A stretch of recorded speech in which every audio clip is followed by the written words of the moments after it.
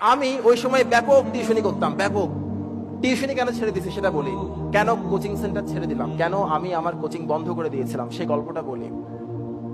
আমার এক স্টুডেন্ট ছিল, একটা অনেক স্টুডেন্ট ছিল, একটা স্টুডেন্টের কারণে খুব রাগ করছিলাম আর কি।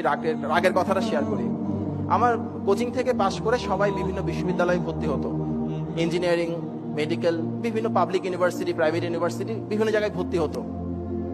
তো ভর্তি হওয়ার পর আমাকে ফোন করে বলতো, স্যার আমি অমুক জায়গায় চান্স পাইছি, দোয়া করবেন স্যার। আমার অনেক ভালো লাগতো। আর নিজের স্টুডেন্ট কোথাও চান্স পেলে এত খুশি লাগে, মনে হয় আমি চান্স পাইছি, ওরকম মনে হয়। তা আমার এক স্টুডেন্ট চান্স পাইছিল বুয়েটে, বুয়েটে ইলেকট্রিক্যালে চান্স পাইছিল। এই ছেলেটাকে আমি অনেক স্নেহ করতাম, ভালোবাসতাম, ছোট ভাইয়ের মতো। সে আমাকে খবর দেয় নাই। তো ভাবলাম ছোট মানুষ খবর দিতে ভুলে গেছে, আমিই ফোন করি। আমি ফোন করলাম, ফোন করে ওকে কংগ্রাচুলেট করলাম। এরপর বললাম, তুমি আমাকে একটা ফোন করবা না বোকা, খবর দিবা না, এত বিশাল একটা খুশির সংবাদ বলো নাই কেন? তখন সে আমারে বললো, স্যার আপনি ফোন করেন নাই কেন? আমি বললাম, আচ্ছা সরি, আমি আসলে ভুলে গেছি। আমাকে বলে, স্যার ইটস ওকে, অসুবিধা নাই। তো আমি, আচ্ছা আচ্ছা, তো তুমি একদিন কোচিং এ আসো, তোমাকে একটু মিষ্টি মুখ করাই, তুমি এত কষ্ট করছো, চান্স পাইছো। বলে, স্যার আমি আসলে একটু ব্যস্ত আছি, আমি সময় পেলে আসবো স্যার। আরে ও আচ্ছা, সমস্যা নাই স্যার, আমি আসবো, সময় পেলে আসবো স্যার। তাহলে আচ্ছা ঠিক আছে ঠিক আছে, থ্যাংক ইউ, ভালো করে পড়ো। বলে, স্যার একটা বুদ্ধি দিই আপনাকে। আরে হ্যাঁ বলো। বলে, স্যার আপনার কোচিং থেকে এবার ভালো ভালো জায়গায় চান্স পাইছে, অনেক জায়গায়, আপনি মনে হয় খবরও রাখেন নাই। বলে, না আমি কিছু কিছু খবর জানি। বলে, স্যার আপনি এরকম ক্লাস হলে তো কোচিং চালাতে পারবেন না, আমাকে বলতেছে। আরে কি রে ভাই, এইভাবে কথা বলে কেন? তো আমি বললাম, স্যার বলে কি, স্যার একটা কাজ করেন, যারা যারা বিভিন্ন জায়গায় চান্স পাইছে সবাইকে ডাকেন, একটা ছবি তুলেন স্যার, সবার থেকে একটা প্রোফাইল সংগ্রহ করেন, একটা মতামত সংগ্রহ করেন। এরপর স্যার লিফলেট ছাড়েন। লিফলেট না ছাড়লে স্যার স্টুডেন্ট পাবেন না, আমরা হেল্প করবো স্যার। আপনি লিফলেট ছাড়লে আপনার ফাইন্যান্সিয়ালি আপনি অনেক গেনার হবেন স্যার, যেহেতু আপনি এটাই করতেছেন।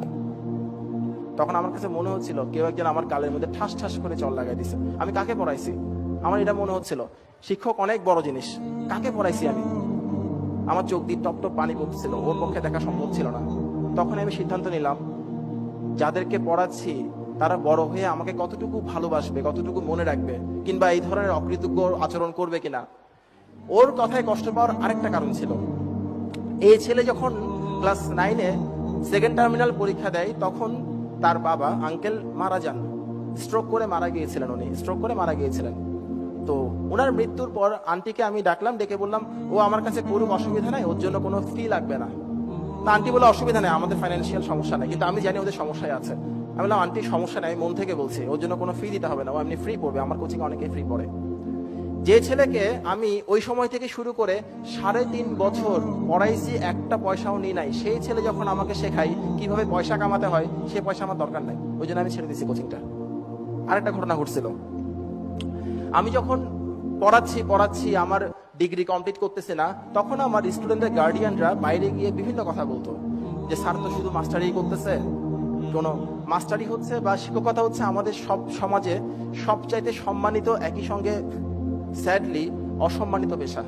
আমার বলতে খারাপ লাগছে, কিন্তু এটা দুর্ভাগ্যজনক, জাতি হিসেবে আমাদের জন্য খুব দুঃখজনক এই জিনিসটা। তো এখন স্টুডেন্টদের গার্ডিয়ানরা বাইরে বলতো, স্যার ওদের সারা জীবন মাস্টারি করে কাটাই দিবে, আসলে ইঞ্জিনিয়ারিং স্যারের ব্রেনে কুলাচ্ছে না, ওই জন্য স্যার ডিগ্রিটা কমপ্লিট করতেছে না, এই কথাগুলো বলতো। আবার অনেকে বলতো, আসলে স্যারের পক্ষে এর চাইতে ভালো কিছু করা সম্ভব না, ওই জন্যই আমাদের ছেলে মেয়েকে পড়াচ্ছে। আমার অনেক গার্ডিয়ান এসে আমাকে কথাটা বলে দিত, যে স্যার লোকজন এভাবে করে বলে, আপনি স্যার আপনার ডিগ্রিটা কমপ্লিট করেন, শুনতে খুব খারাপ লাগে স্যার। এই পৃথিবীতে সেই কাজটা করাই সবচাইতে আনন্দের, যে কাজটা অন্যরা বলে আপনি করতে পারবেন না, যদি কখনো সেই কাজটাই করে দেখান আপনার অনেক ভালো লাগবে। আমি সেই কাজটা করার জন্য ছেড়ে দিছি, আর কোনো কিছুই না। আপনাদেরকে বলি, আপনাদেরকে অনেকেই বলতেছে তুমি এটা করতে পারবা না, তুমি পড়ো প্রাইভেট বিশ্ববিদ্যালয়ে, তুমি অংশগ্রহণ করতে পারবা না। প্লিজ কোনো রিপ্লাই করবেন না, আপনার সবগুলো রিপ্লাই হবে আপনার কাজের মাধ্যমে, আপনি আপনার কাজ করে যান, কোনো অসুবিধা নেই, দিন আসবে একদিন আপনার।